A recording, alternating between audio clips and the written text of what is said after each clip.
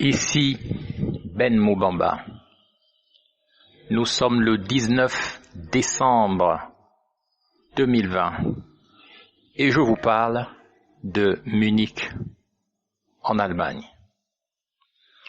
Ce message est relatif au nouveau projet de révision de la Constitution de la République gabonaise, Constitution maintes fois remaniée, maintes fois révisée depuis 1991 sans que cela ne change la vie du peuple gabonais.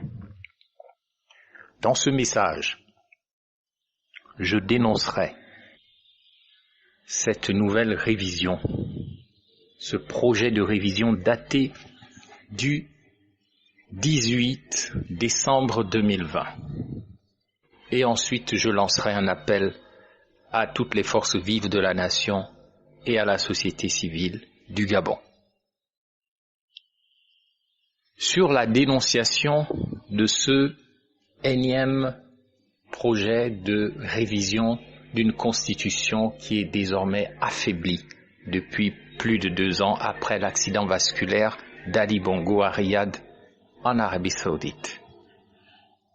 Je rappelle d'abord que lors de sa repentance historique, fin 2007, début 2008, feu le président Omar Bongo Ondimba avait dit devant Ali Bongo et tous les membres de son parti et tous les piliers de son système, il avait dit « Dieu ne nous a pas donné le droit de faire du Gabon ce que nous sommes en train d'en faire.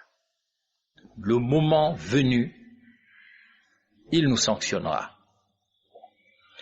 Or, Ali Bongo a pris le pouvoir en 2009 dans les conditions historiques que chacun sait, avec le soutien de la France, de Nicolas Sarkozy. Il s'est imposé par la force en 2009. J'étais moi-même candidat. Et l'année qui a suivi sa prise de fonction, dans les années donc 2010, il a déjà changé la Constitution pour en faire une Constitution à sa gloire exclusive. Nouvelle révision de la Constitution de 1991. En 2016, Ali Bongo s'est imposé par la force. Moi-même, j'ai choisi, en mon âme et conscience, d'aller voir au sein du pouvoir ce qui s'y passait réellement. Et j'ai assisté au dialogue de 2017 par personne interposée. Et au cours de ce dialogue, la Constitution de 1991 a encore une fois de plus été changée avec l'appui d'un certain nombre de membres de l'opposition contrôlée. Dans cette Constitution de 2017-2018, Ali Bongo vidait le poste de Premier ministre de tout son sens. Le Premier ministre n'est plus qu'un factotum, il n'a plus aucun pouvoir. Il n'a plus de responsabilité devant l'Assemblée nationale. Tout ce qui se fait autour du gouvernement n'est qu'une pure comédie. Et cela n'a été possible que parce que l'opposition contrôlée, et je ne vais pas les citer ici puisque mon message est fondamental, n'eût été l'opposition contrôlée au dialogue de 2017, dit dialogue d'Angondjé, eh bien on n'aurait pas eu une république impériale autour de la personne d'Ali Bongo. Voilà pourquoi, dès qu'il est tombé à travers un AVC à Riyad, toute la machine administrative et étatique de la République gabonaise a été tout simplement bloquée.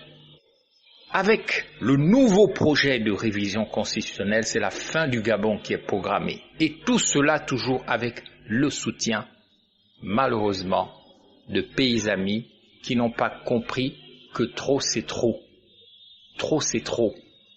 Il y a 500 ans, en 1472, les Portugais arrivaient au Gabon et le résultat de cette arrivée fut l'esclavage.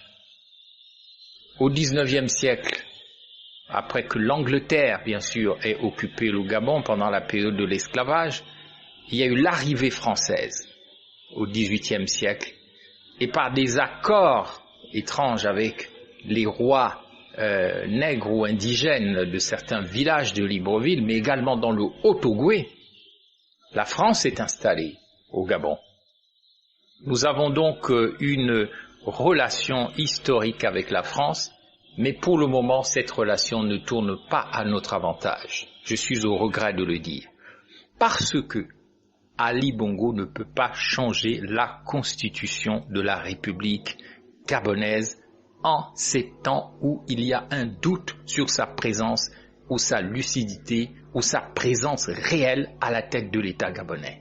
Il a prêté serment en octobre 2016, même s'il n'avait pas gagné les élections, il est devenu de fait le président légal. Mais aujourd'hui, il y a des doutes sur la gouvernance du Gabon. Et ce n'est pas à ce moment qu'il faut rechanger la Constitution pour faire ce qui n'a jamais été fait dans le monde. Jamais il n'y a eu un triumvirat, un groupe de 2 représentants des 2 chambres du pouvoir législatif, plus un ministre de la Défense pour surveiller tout ce monde et les menacer de mort. C'est grave, c'est extrêmement grave. Il faut absolument que cela cesse. Donc, outre le fait que Sylvia Bongo et Noureddine Bongo, avec le soutien des réseaux France-Africains et autres marocains, ont choisi de violer la séparation des pouvoirs, avec des projets de nommer des sénateurs, il n'y a plus de séparation entre le pouvoir exécutif, le pouvoir législatif et le pouvoir judiciaire. C'est un coup d'État constitutionnel. Ça fait 500 ans que les Bantous qui habitent au Gabon souffrent. Il faut que cela s'arrête, que cela plaise ou que cela ne plaise pas à nos anciens maîtres. Nous en avons assez. De toute cette dénonciation que je viens de faire, je veux conclure sur un point. Nous nous sommes haïs, nous nous sommes aimés, mais nous sommes d'abord des Bantous. Que ce soit les forces politiques, les forces vives de la nation, la société civile, les leaders divers et variés, nous nous sommes aimés, nous nous sommes haïs, nous nous sommes attaqués, nous avons collaboré. Et pourtant notre pays est en train de mourir sous nos yeux sans que nous réagissions. Donc, je lance un appel ici et maintenant. Je dis bien ici et maintenant, je lance un appel pour que les forces vives de la nation, la société civile, tout ce qui compte au Gabon se rassemble contre ce coup d'État qui va tuer définitivement le Gabon. Notre pays est désormais dirigé par des étrangers. Notre pays est destiné à être absorbé par le Cameroun. Chacun doit le savoir. Il y a des projets néfastes qui sont aujourd'hui animés ici et là contre le Gabon. J'en appelle à la responsabilité véritablement des forces vives de la nation, de tous les Bantous de ce pays, afin que nous nous unissions contre ce projet de révision de la Constitution.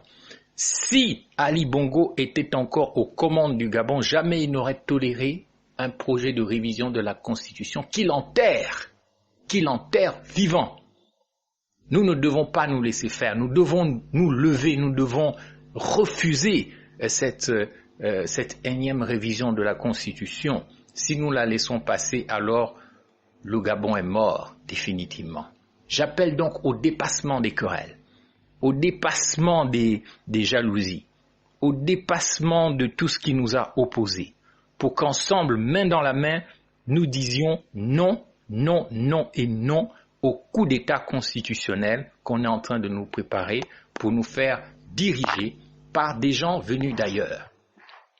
Il faut absolument que nous nous battions et que nous arrêtions ce qui est en train de se faire.